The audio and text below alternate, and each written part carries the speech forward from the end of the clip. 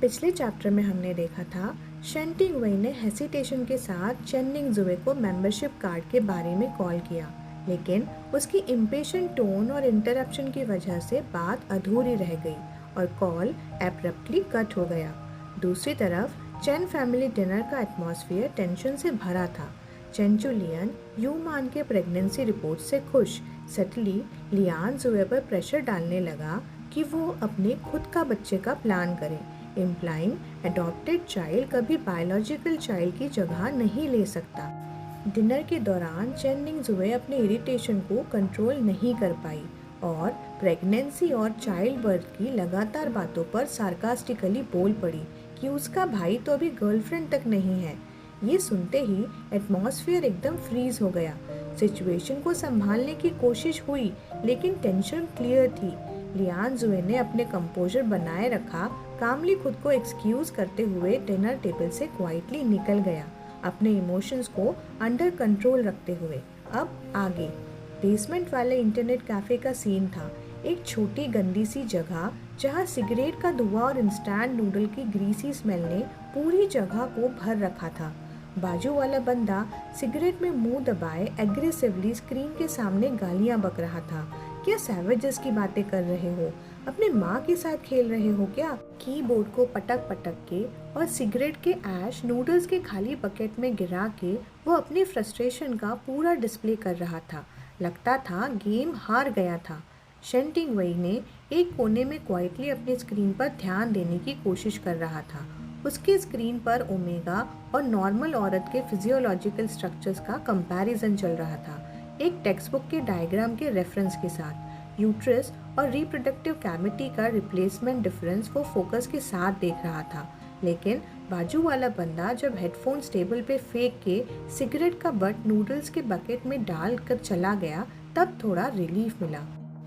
जब वो बंदा दूर गया तभी शेन टिंगवेई ने अपनी सर्च कंटिन्यू की। इस बार उसने मेडिकल अबॉर्शन प्रिकॉशंस के साथ इटोपिक प्रेगनेंसी भी ऐड किया।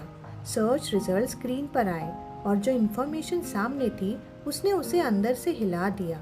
उसकी सांसें सडनली टाइट हो गईं। ड्रग फेलियर्स और कॉम्प्लिकेशंस के केसेस का डिस्क्रिप्शन उसने देखा भी नहीं, बस एक नज़र डाल के स्क्रीन बंद करने की कोशिश की। लेकिन उस वक्त उसके हाथ इतने कांप रहे थे कि वो स्क्रीन भी प्रॉपरली बंद नहीं कर पाया। जब वो इंटरनेट कैफे से बाहर निकला, ठंडी शाम की हवा उसके चेहरे को छू गई और उसने एक गहरी सांस ली, लेकिन अंदर जो हैवीनेस थी वो कहीं गई ही नहीं। डॉर्मेट्री वापस आके जब शेन टिंगवेई अपने बेड पर लेट गया तो इंटरनेट पर देखी हुई इमेजेस उसके दिमाग से जा ही नहीं रही थी। एंजाइटी और ज़्यादा बढ़ गई। उसका दिल घबरा रहा था और सांस लेना मुश्किल हो रहा था। वो बस वहाँ पड़े रहा, aimlessly staring at the ceiling. नज़र जब धुंधली होने लगी तो उसने अपनी आंखें बंद कर ली। कब लाइट रूम के अंदर से बंद हुई उसे पता भी नहीं चला। सब कुछ धीरे धीरे थिक डार्कनेस में बदल गया। उसे डॉक्टर के इंस्ट्रक्शंस याद आते हैं। एक चांस है कि फीटस यूट्रस में रह सकता है और फिर सेकेंड यूट्राइन सर्जरी की ज़रूरत पड़ेगी, जो काफ़ी डेंजरस हो सकता है। इटोपिक प्रेगनेंसी के केस में medical abortion severe bleeding cause कर सकता है, इसलिए सर्जरी ज़रूरी होती है। उसने अपने स्टिल फ्लैट बेली को हल्का सा टच किया और दिमाग में रैंडम थॉट्स चलने लगे। शायद जल्दी ही उसका पेट स्वेल हो जाएगा, एक गोल सी शेप लेने लगेगा। अगर वो बड़ा हो गया तो शायद एक छोटी सी चीज़ उसके स्टमक के अंदर फ्लिप करेगी। बेचैन सी छोटी फीट उसे किक करेगी। क्या वो हर्ट करेगा? सर्जरी के दर्द से ज़्यादा हर्ट करेगा?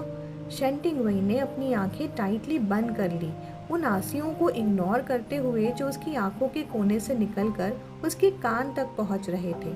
उसने अपने इमोशन को उस इमेंस फियर और पावरलेसनेस में गिरने दिया। डर के अलग अलग लेयर्स थी।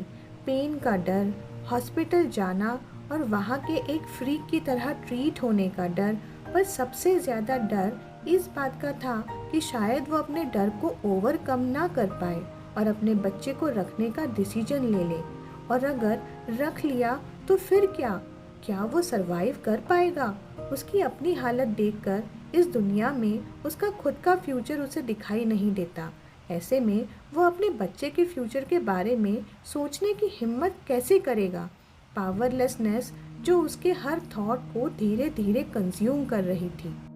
अगले दिन सुबह लिविंग रूम में जब थोड़ी सी मूवमेंट सुनाई दी, रूममेट ने डोर नॉक करके उसकी तबीयत के बारे में पूछा और कहा अगर वो चाहे तो वो उसके लिए डे ऑफ मांग सकता है, पर उसने जवाब में सिर्फ इतना ही कहा कि वो ठीक है। तब शेंटिंग वई ने स्ट्रगल के बाद एक डिसीजन लिया। उसने अपने रूममेट से बोरो किया हुआ फ़ोन उठाया। उसे वो फ़ोन नंबर याद करने की ज़रूरत नहीं थी। वो 8 डिजिट्स वाले हाई प्रोफाइल नंबर इतने डिस्टिंक्ट थे कि एक बार पढ़ने के बाद भूलना मुश्किल था। कॉल तुरंत पिक हो गई। शेंटिंग वही एक और डीप ब्रीथ लेने की कोशिश कर ही रहा था, तभी रिसीवर से एक कोल्ड और पोलाइट आवाज़ आई, हेलो। शेंटिंग वही ने सिर्फ एक हेलो कहा ही था कि दूसरी तरफ से उसकी आइडेंटिटी पहचान ली गई। Mister Shane? हाँ। शेंटिंग वही ने अपनी आवाज़ लो रखी, अपने रूम के अंदर छुपते हुए, हेलो मिस्टर लिन। लिनचन एक सेकंड के लिए हेसिटेट हुआ और बोला, क्या बात है? शेंटिंग वही के पास और कोई ऑप्शन नहीं था। अगर कोई उसकी मदद कर सकता था तो बस एक ही नाम उसके दिमाग में आया, लियान जुए। उसने अपनी आंखें बंद की और एक हल्की सी सांस ली। फ़ोन को इतना टाइटली पकड़ा कि उसके नकल्स वाइट हो गए। उसे पता ही नहीं था कि लियान जुए मदद करेगा या नहीं, लेकिन उसे लगा कि ये बताना ज़रूरी था। लियान जुए उस बच्चे का फादर था और उसके साथ एक और रीज़न भी था। लियान जुए की कंपनी मेडिकल डिवाइसेस बनाती थी। उसके पास पैसा और कनेक्शंस दोनों थे।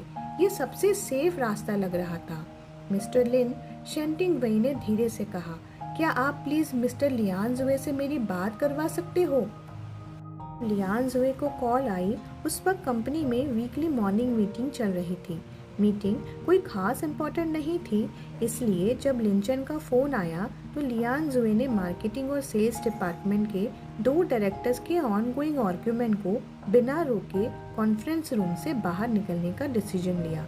कल रात लेट तक जागने की वजह से थोड़ा थका हुआ लग रहा था। उसने अपने आईब्रोज टायर्डली रब किए और फ़ोन पिक करते हुए कैजुअली बोला, क्या बात है? लिंचन, जो उसके हैबिट से काफ़ी फैमिलियर था, सीधा टॉपिक पर आया। मिस्टर लियान, मिस्टर शेन का फ़ोन आया था।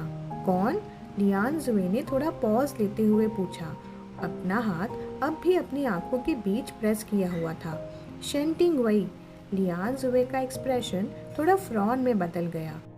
उसके दिमाग में तुरंत कल इशू हुई कार्ड की बात आई। क्या उसे पता चल गया? फ़ोन ट्रांसफ़र करो, उसने कामली कहा। कॉल कनेक्ट होने का वेट करते हुए लियान जुए ने कॉन्फ्रेंस रूम के अंदर एक नज़र डाली। वहाँ आर्ग्यूमेंट एस्केलेट होकर अब टेबल थपथपाने और घूरने तक पहुँच चुका था। लियान जुए के लिए ये एक यूजुअल सीन था।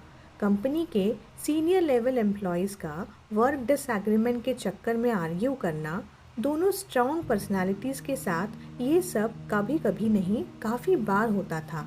पहले तो लियान जुए ऐसे इनवैलिड डिस्प्यूट्स को बिल्कुल टॉलरेट नहीं करता था, लेकिन टाइम के साथ वो इस चाहूस का आदी हो गया था। उसने कॉन्फ्रेंस रूम के डोर को हल्के से नॉक दी as a reminder to keep it low, लेकिन दोनों अपने आर्ग्यूमेंट्स में इतने इन्वॉल्व थे कि उन्होंने नोटिस ही नहीं किया। जब लियान जुए ने उन्हें स्टॉप करने के लिए अंदर जाने ही वाला था, तभी फ़ोन की दूसरी तरफ से एक हल्की ऑलमोस्ट वार्म सी आवाज़ सुनाई दी। शेंटिंग वे की वॉइस काफ़ी सॉफ्ट और लो थी, जिसमें एक स्लाइट रफनेस थी। शायद सुबह उठने की वजह से या फिर उसका थ्रोट अनकंफर्टेबल लग रहा था। ये सुनते ही लियान जुए का हाथ जो डोर खोलने वाला था रुक गया। वो कॉन्फ्रेंस रूम से थोड़ा दूर हटकर और कामली बोला, क्या बात है? दूसरी तरफ एक ऑकवर्ड साइलेंस छाई रही। 2 सेकंड तक कोई जवाब नहीं मिला, जिसकी वजह से लियान जुए का पेशेंस क्विकली एग्जॉस्ट होने लगा। थोड़ा अनॉयड होके बोला, अगर वो कार्ड की वजह से। लेकिन उसी मोमेंट दूसरी तरफ से आवाज़ आई, हल्की और ऑलमोस्ट एयर में घुलते हुए, mister Lian, I am pregnant. पहले मोमेंट में लियान जुए को लगा कि शायद उसने गलत सुना। एक स्टंट पॉज के बाद उसने डिसबिलीफ में रिपीट करने को कहा, तुमने क्या कहा? दूसरी तरफ से थोड़ा हेसिटेशन के बाद वही लाइन रिपीट हुई, लेकिन इस बात और क्लैरिटी के साथ, मिस्टर लियान, मैं प्रेग्नेंट हूँ। इस बात के इम्पैक्ट ने लियान जुए के एक्सप्रेशन को शेक कर दिया। वो चाहता था अपने इमोशंस को रिस्ट्रेन करे, लेकिन ये स्टेटमेंट सुनकर वो अपने आप को रोक नहीं पाया।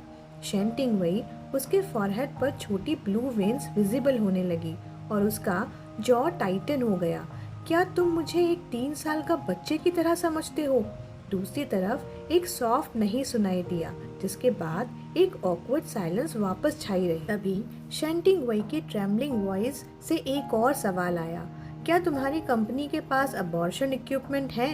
ये सुनकर डिसबिलीफ के साथ लियान जुवे को लगा कि उसने सिर्फ ह्यूमिलेशन नहीं बल्कि बर्डन भी उसके टोन में क्लियरली सुना। लियान जुवे ने एक डीप ब्रेथ ली, लेकिन उसके इमोशन एकदम वर्ज पे थे। उसने अपने आप को काम करने की पूरी कोशिश की, लेकिन फाइनली वो अपने आप को रोक नहीं पाया और अपने दांतों के बीच से ऑलमोस्ट शाउटेड सेंटेंस निकल गया, तुम्हें सही में कुछ बीमारी है क्या?